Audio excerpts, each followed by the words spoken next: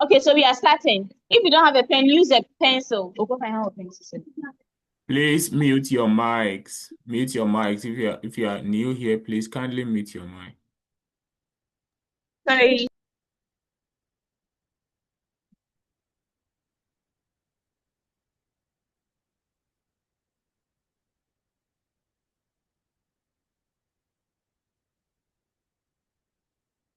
Okay, so welcome to today's seminar. Um, Thank you for joining, and I'll do my best to take us through the study abroad process today. So just stay tuned as we start. So before I start, if you are in this process, if you want to study abroad, there are a few character traits you have to develop. You have to be consistent in the process. You don't just do it anyhow.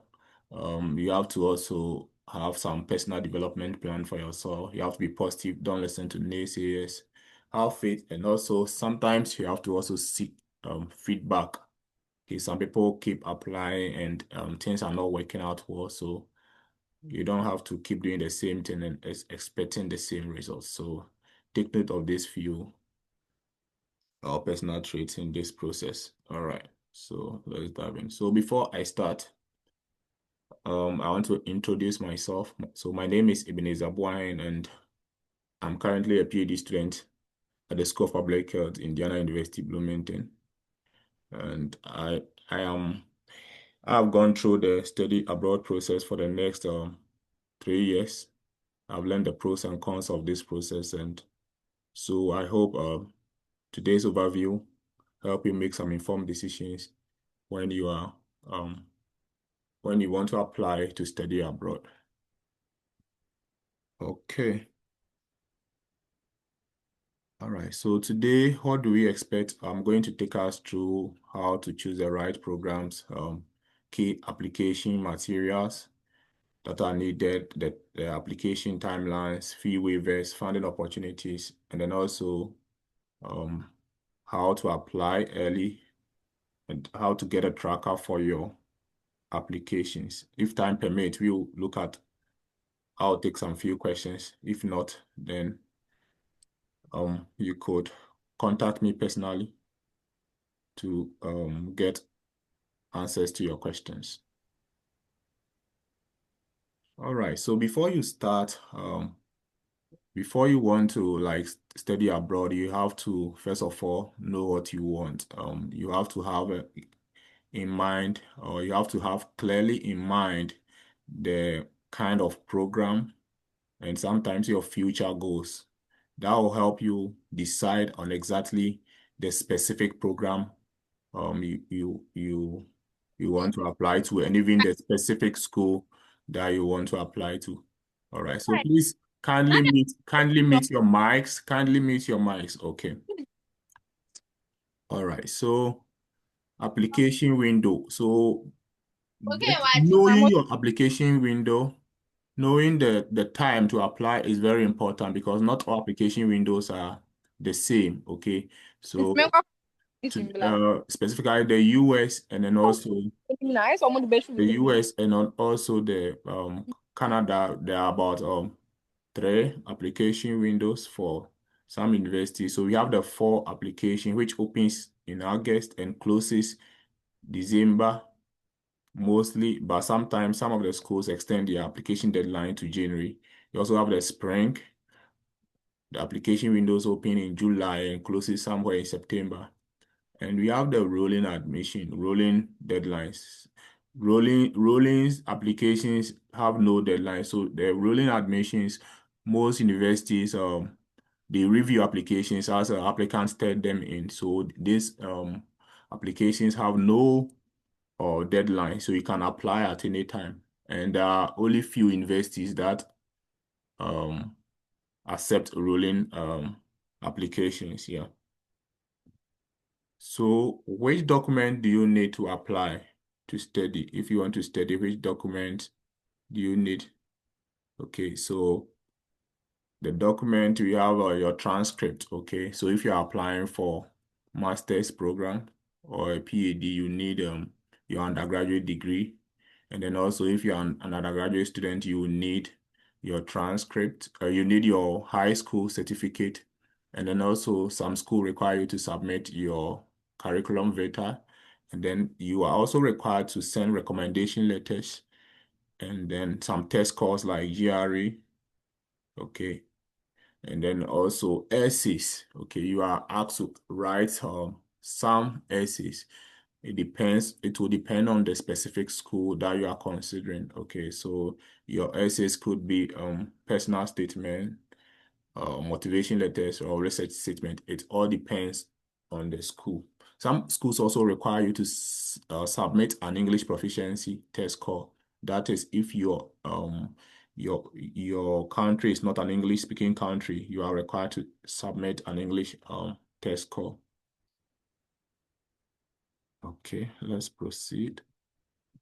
Now, talking of the essays, so the essays can be in the form of that statement of purpose, personal statement, motivation letters, and among others.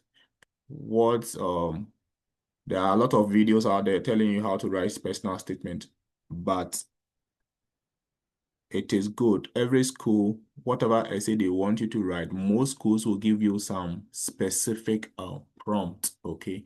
They will give you some prompt to follow. Some will tell you even the number of words you have to write, maybe 500 to 600 words. Some will tell you they want they will highlight some few things. There will be some few things that you have to highlight. Okay, they will tell you to maybe try to highlight your career objectives, and even for PhD applicant, the specific programs that you want to apply to.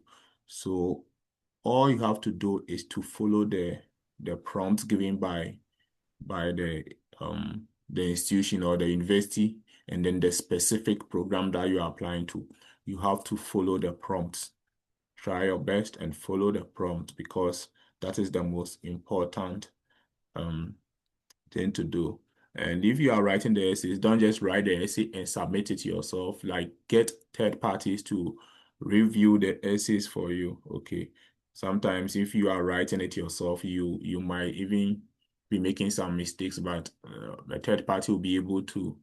If I'm talking about a third party here, I'm referring to people who have gone through the process before. Somebody who is studying abroad, or your lecturer or your professor. Don't give it to somebody who have not gone through the process before to read for you. It is not, I don't think it is a good advice, but get competent people who can review your essays for you to point you to some mistakes that you could rectify. Yeah. Now let's talk about recommendation letters. Recommendation letters are important, okay? It's an important part of the study abroad process, your recommendation letters. So these are letters that are needed, okay? Because you are applying, and no one in the institution that you are applying to, the admission committee, they don't know you. They don't know you, so they want somebody, okay, whom you have worked with before, or who have taught you before, okay, to speak, to write something about you so that they could evaluate that. Okay, so you don't just request recommendation letters anyhow. Be mindful of whoever you ask the letter from. That person should be able to speak uh, good things about you. And who do you ask recommendation letters for? Who can you ask letters of recommendation from? So you could ask people who have taught you before. I mean, if you're applying for a master's or a PhD program, you could ask your lecturers, okay, who have taught who taught you during your undergraduate studies. You could also ask your professors, supervisors, volunteer leaders, okay, any person that you have worked under who is competent enough to write you a good letter. Try your best and ask the letters from them. Don't just ask the letters, but make sure you are asking the right person. But if you are an undergraduate, you are applying for undergraduate studies, the best people to ask is your high school, your high school teachers, okay, your high school teachers. You could ask your high school teachers but who not to ask? Recommendation letters, most schools in the US, Canada, they do not require recommendation letters from parent, peers, or a teacher who taught you in um, in a primary school, or if you are applying for a master's or a PhD, you don't ask your primary school or high school teachers. No, you have to ask the right people. Okay. You have to ask the right people. Recommendation letters are important. They are a very important aspect of the application. Most people prepare well. They will submit all their applications, and later on, they don't get the people to submit their recommendation letters. Now let's talk about test scores. Okay, test scores are also important. Test scores are important aspect. They are important aspect of the application, study abroad application process. Okay, so there are various test scores that are required. Okay, but some of them too are optional. I would say most of them are optional. Most of these test scores are optional. So if you are applying to study undergraduate programs, you are required to submit test scores like SAT, um, ACT, and then it is being it is optional for some schools, and then some schools you need them. Okay, for you also need English proficiency test. That is, if your first language is not English, you will need to submit an English test score. And the test scores, the scores are also for each of them. I've listed the various range, the scores that you have to get. I've listed it there. You can see it on your screen. Okay, we have for graduate studies, you need a GRE, GMAT, dependent on the program that you are applying to. But as I said earlier, your test scores, some test scores are optional. The reason why it is sometimes important to add test score is that sometimes you and the application is competitive. Most people are also applying from other countries, and they have good grades, they have good recommendation letters. Let's say you all have the same I mean you all have the same credentials, okay? Your grades are good, but sometimes the those who get into it and they want to make a decision on, let's say, two applicants, they want to consider, they are comparing two applicants and they want to choose one of the applicants, they might consider somebody who submitted a good test score, okay? So if you don't submit it, sometimes it can go against you. So it depends on you. You have to do your research to know whether the school require you to submit a test score. That's the specific program you're applying to, whether they require you to submit a test score. It can help you, especially for PhD and master's applicants. It can help you get you a teaching or research assistantship or positions. So make sure you inquire from the specific university and then the program that you are applying to. Now let's talk about transcripts. What transcript do you need for undergraduate? If you're applying for undergraduate programs, you need your high school results. Example, that's the WASI. We have the A level, so you need your undergraduate undergraduate. That's WASI results if you're applying for undergraduate studies. Also, for masters and PhD applicants, for schools in the US and Canada, they need a 4-year undergraduate degree with a minimum GPA of 3.0 on a 4.0 scale. Okay. They need all this if you apply. So for PhD, you can even apply directly to PhD programs with your undergraduate certificate. That means like your GPA should be very high. That notwithstanding, the application is a holistic process and your GPA alone cannot get you in. They evaluate all aspects of your application, like the transcript, the letters of recommendations that I've spoken about already. Okay, you will need to submit all this document. And then the GPA is 3.0 out of 4.0. Some schools take they can take less than 3.0, but for US, specifically US schools, majority about 90% or even 99% of the schools require a GPA of 3.0 minimum out of 4.0. So if you are thinking of applying to study abroad, you should bear this in mind.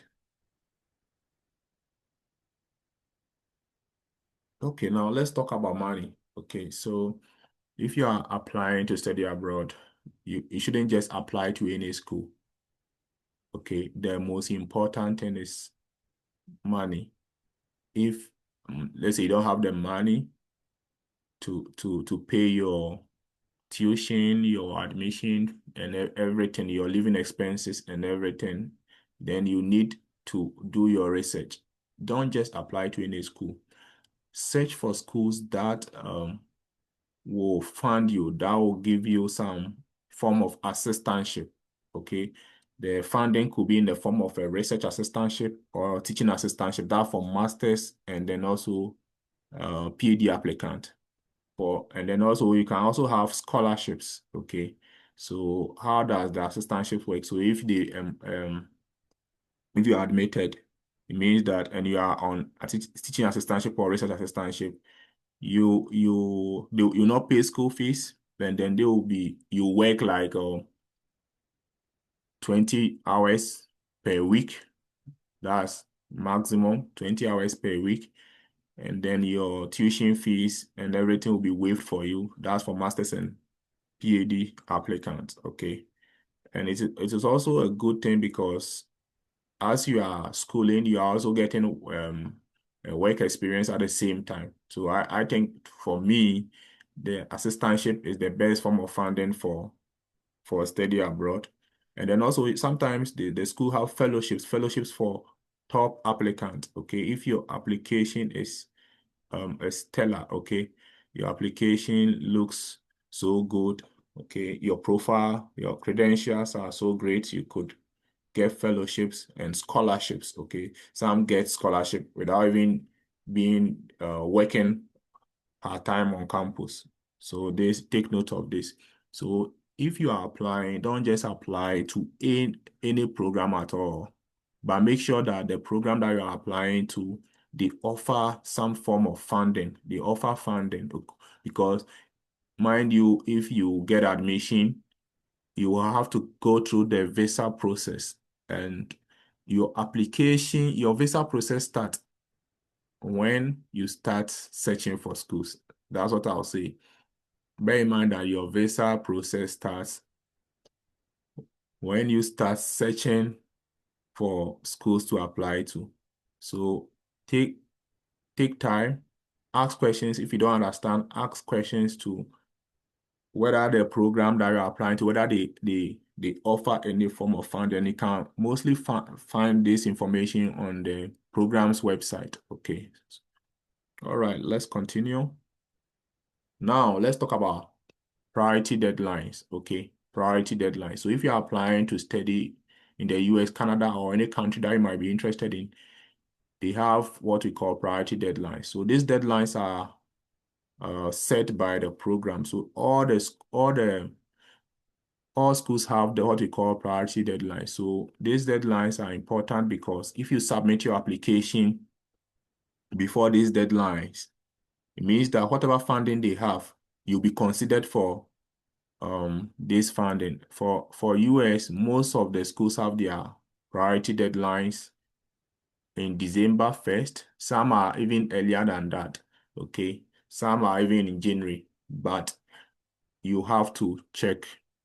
Once again, you have to check and ask the program that you're applying to. Because if you submit your application after the priority deadline, means that even if you are admitted, you'll not be considered for any form of funding that they have. The funding I spoke about earlier, the research assistantship, the scholarships, and then the fellowship and then grants. Okay, you have to inquire from your program's website. If you don't understand anything, you could also email them to find out. Now, one may ask, how much does it cost to apply for a program? Bear in mind that no matter the program that you're applying to, okay, it will cost you some money. Even doing research about the schools, you need data. You need data to search for, go online to search for the schools to apply to. Okay, so in one way or the other, it's an investment that you are doing. So how much does it cost to apply to the program? So some universities have their application fee to be less than $50. Others to could be $50 and above. Others to is between $50 to $150, depending on the school and then the program. Especially in the US, if it's state dependent. Okay, it costs to live in some states compared to others, so that also affect the application fees. Okay, but there are also what we call fee waivers. Okay, application fee waivers are available, and there are several ways you could get application fee waivers. Let's see. So how can you request for application fee waivers? Fee waivers means that if you submit your application, you are not going to pay any application fee. Okay, it is that simple. The way you can request fee waiver is, first of all, you have to email program coordinators. Okay, you have to email program coordinators. So for every program that you're applying to, they have representative or the admission team. Okay, that if you need any question, you can just email them to ask. The same people, you can email them about application fee waivers. You just draft a nice email to them. If you don't have the money to pay and you are really interested in applying to that specific program, you can email them to request for fee waivers, a small introduction about yourself, and then also the reason why you think you cannot pay the application fee. You could just, in 2 to 3 sentences, you can request for fee waiver. So sometimes too, you have like programs have what they call the information.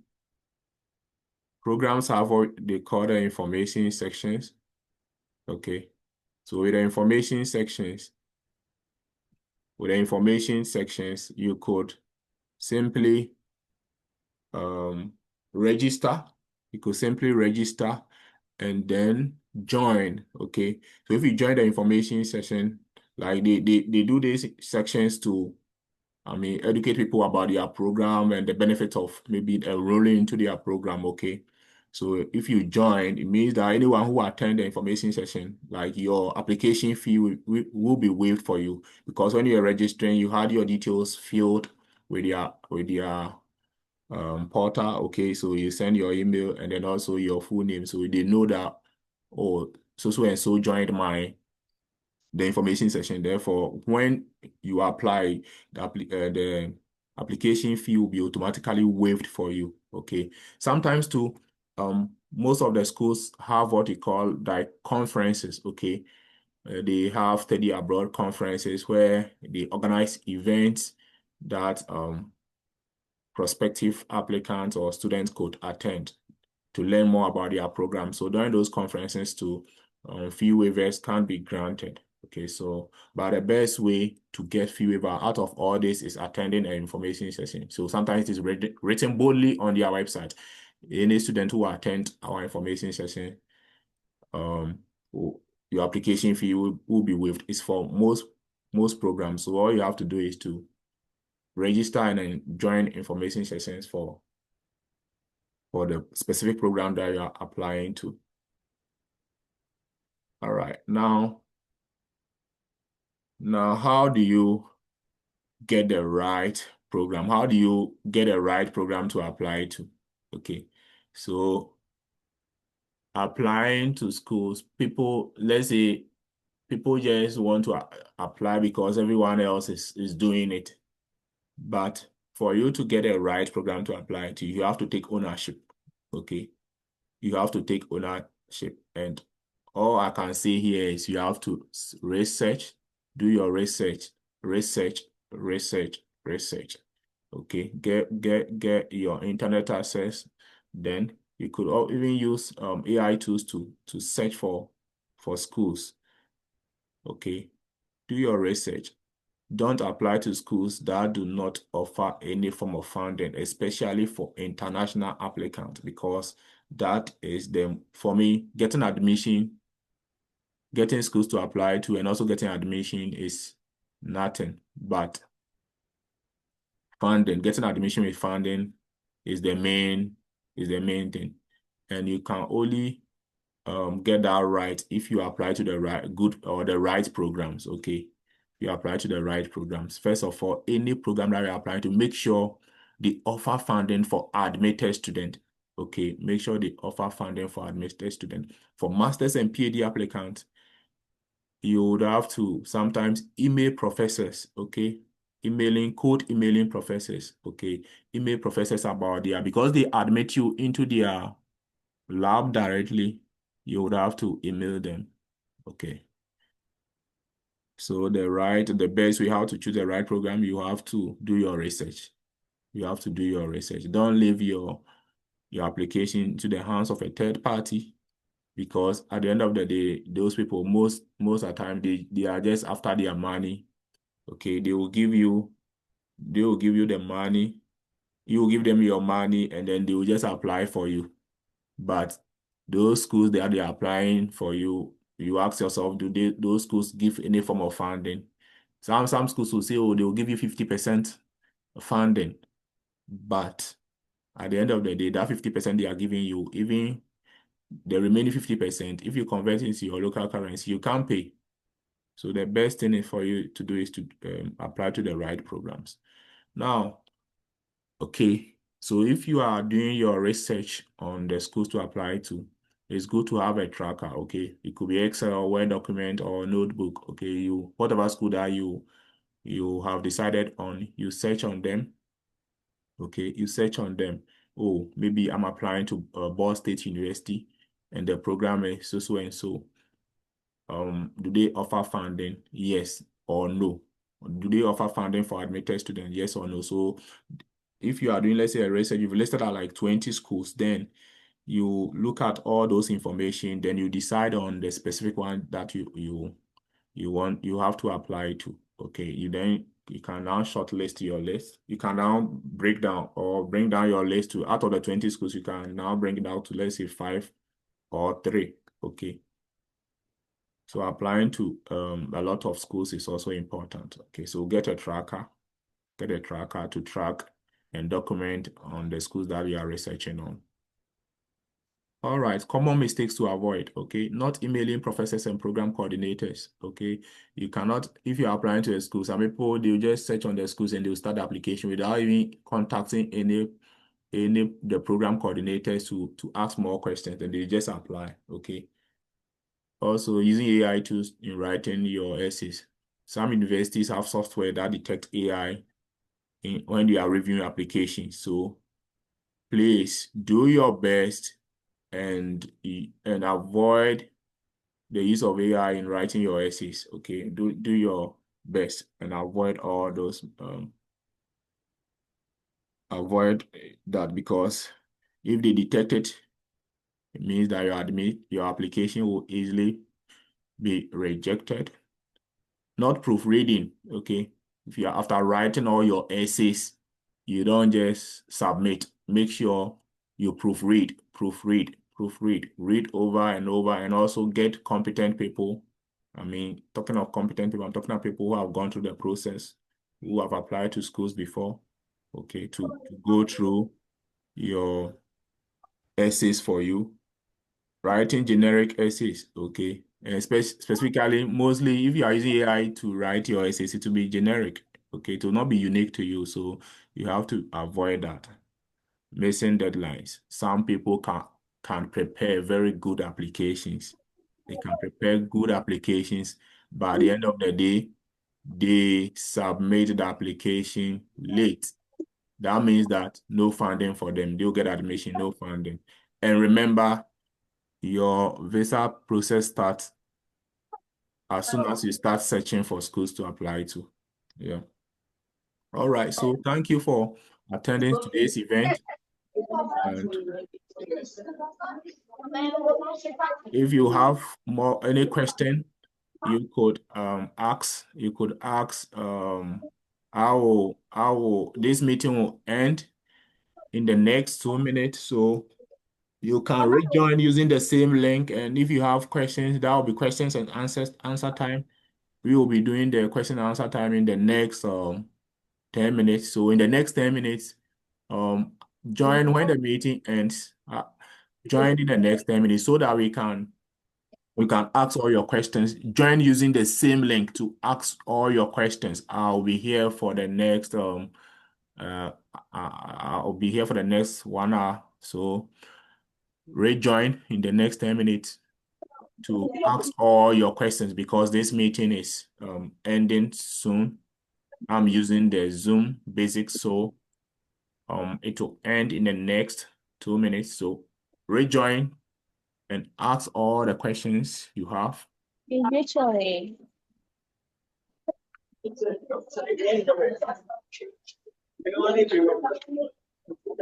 What can you do here?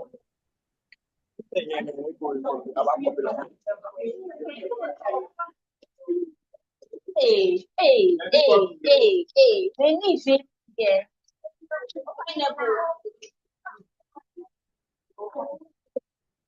Why? Just how you are making your right. In 6 minutes time, we are ending our work. Okay, you can get one or a beneath you can get one. The way some of you are idle will post this week. Well, we'll go back on your parents.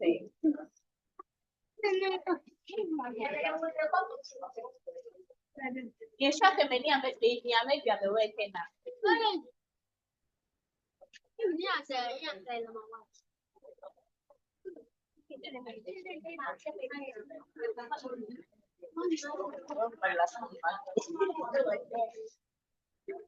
Okay, maybe after that we can divide the class. 5 more minutes or we're going to be wrapping up. The two of you there.